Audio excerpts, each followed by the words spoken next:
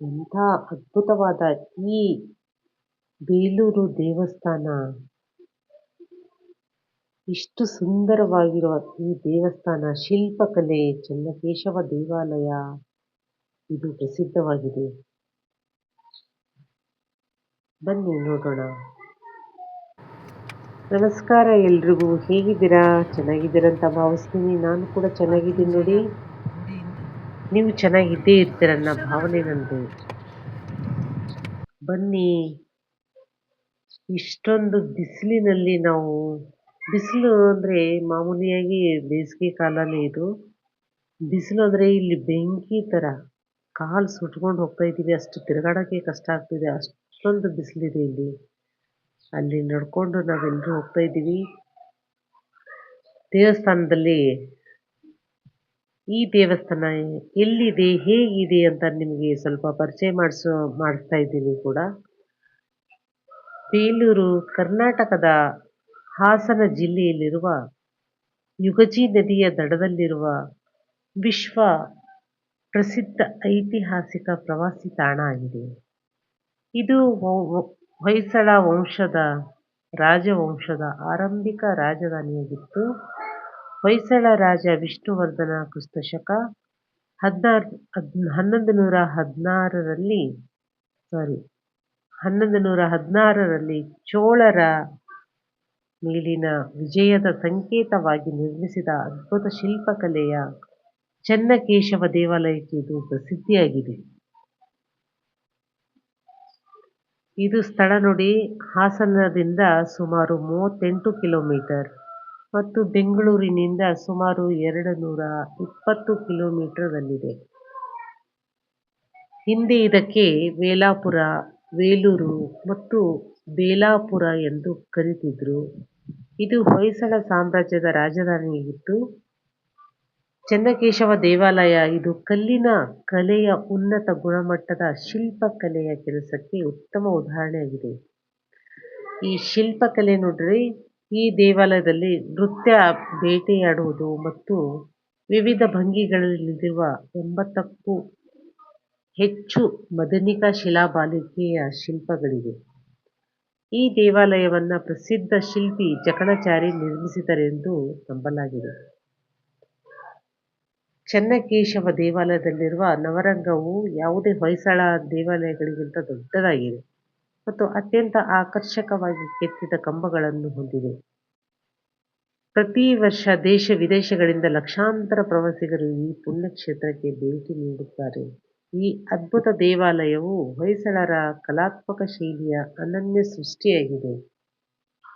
ಈ ಅದ್ಭುತವಾದ ದೇವಾಲಯವನ್ನ ನಾವು ಕೂಡ ಭೇಟಿಯಾಗೋಕೆ ಬಂದಿದ್ದೀವಿ.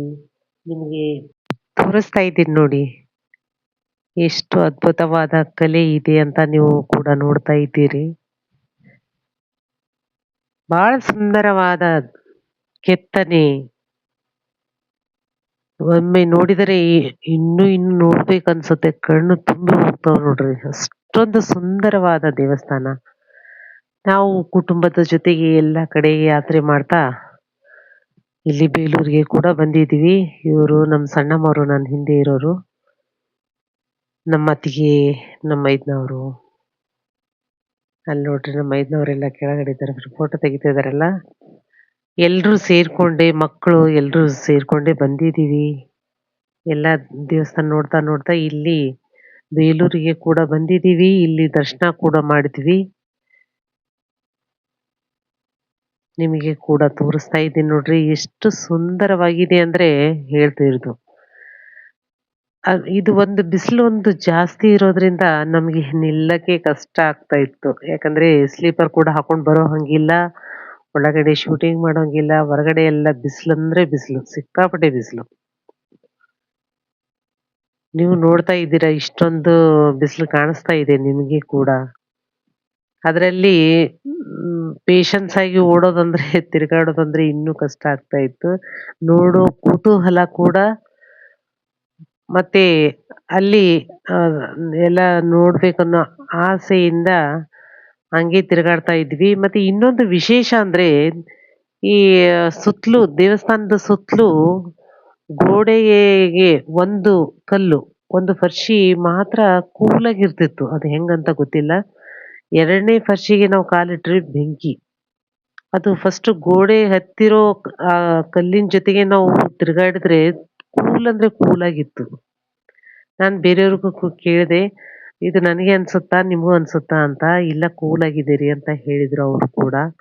ಅಷ್ಟೊಂದು ತಂಪಾಗಿತ್ತು. ಅದು ಹೆಂಗೋ ಏನೋ ಅದು ಗೊತ್ತಿಲ್ಲ. ಅವ್ರ ಕಲೆ ಯಾವ ತರ ಕಲೆಯನ್ನ ಸೃಷ್ಟಿ ಮಾಡಿದಾರಂತೆ ನನಗೂ ಗೊತ್ತಿಲ್ಲ. ಅವರಿಗೆ ಗೊತ್ತು. ಅದು ಕಲೆಯನ್ನ ಸೃಷ್ಟಿ ಮಾಡಿದವರಿಗೆ ಗೊತ್ತು. ಅಂದ್ರೆ ಯಾವ ತರ ಕಲ್ಲುಗಳನ್ನ ಬಳಸಿದ್ದಾರೆ, ಯಾವ ತರ ಮಾಡಿದ್ದಾರೆ ಅಂತ. ಈ ಡಿಸೈನ್ ಎಲ್ಲ ನೋಡಿದ್ರೆ ನೋಡಿ, ಒಂದು ಪೇಪರ್ ಅಲ್ಲಿ ಪೆನ್ ತಗೊಂಡ್ ಬರ್ದಂಗಿತ್ತು. ಅಷ್ಟೊಂದು ಕಲ್ಲಲ್ಲಿ ಕೂಡ ನೈಸ್ ಆಗಿ ಮಾಡಿದಾರಲ್ಲ, ಇದು ಎಂತ ಅದ್ಭುತ ಕಲೆಯಪ್ಪ ಅನ್ಸುತ್ತೆ. ಈಗಿನ ಕಾಲದಲ್ಲಂತೂ ಈ ತರ ಮಾಡಕ್ಕೆ ಸಾಧ್ಯನೇ ಇಲ್ಲ. ಆಗಿನ ಕಾಲದಲ್ಲಿ ಎಷ್ಟೊಂದು ಕಲಾತ್ಮಕ ಕಲಾವಿದರು ಇದ್ರು ಅಂತ ಅನ್ಸುತ್ತೆ. ಅವಾಗ ನೋಡ್ರಿ, ಕಂಪ್ಯೂಟರ್ ಇಲ್ಲ, ಏನೂ ಇಲ್ಲ, ಒಂದು ಫೋನ್ ಇಲ್ಲ ಅಂದ್ರೂ ಕೂಡ ಇಷ್ಟೊಂದು ಅದ್ಭುತವಾಗಿ ಸೃಷ್ಟಿಯನ್ನ ಮಾಡಿದಾರಲ್ಲ, ಇದಕ್ಕೆ ಒಂದು ಹ್ಯಾಂಡ್ಸ್ ಆಫ್ ಹೇಳ್ಬೇಕು ನಾವು. ಅವ್ರ ಕಲೆಗೆ ಒಂದು ಸಲಾಂ ಹೇಳ್ಬೇಕು. ಒಂದೊಂದು ಸೂಕ್ಷ್ಮವಾದ ಭಂಗಿಗಳು, ಸೂಕ್ಷ್ಮವಾದ ಕೆತ್ತನೆ, ಒಂದು ಪೆನ್ನಿನಿಂದ ಬರೆದ ತರ ಇದಾವೆ. ನೀವು ಅದು ಹತ್ತಿರದಿಂದ ನೋಡಿದ್ರೆ ಇನ್ನೂ ದಂಗಾಗ್ತೀರಾ. ಅಷ್ಟೊಂದು ಅದ್ಭುತವಾದ ಕಲೆಗಳಿದಾವೆ. ಒಮ್ಮೆ ಭೇಟಿ ಕೊಡ್ಲೇಬೇಕು ನಾವು.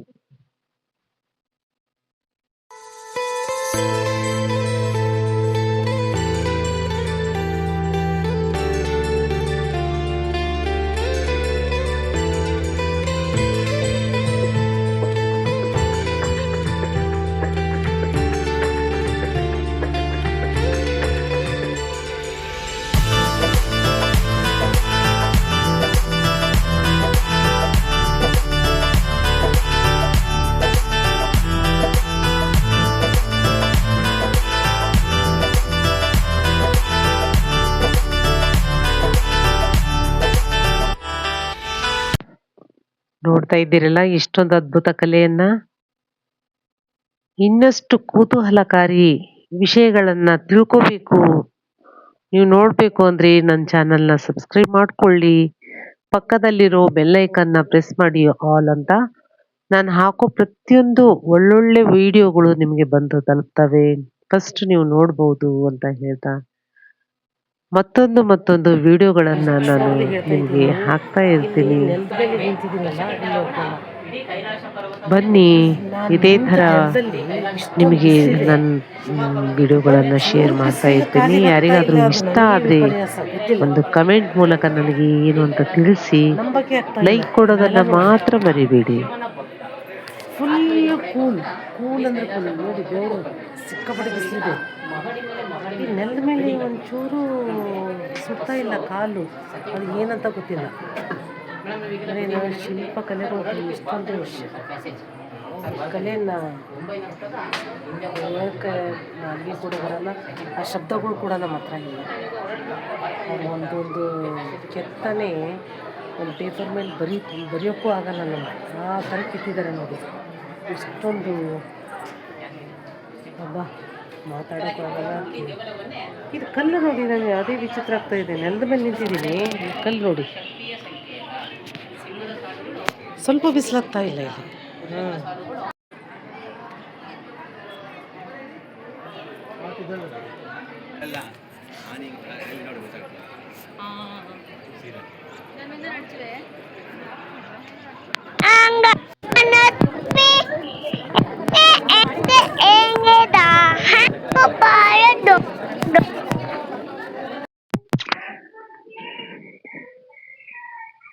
ವಿಡಿಯೋನ ನೋಡಿದ್ದೀರಿ ಅಂತ ಅನ್ಕೋತೀನಿ.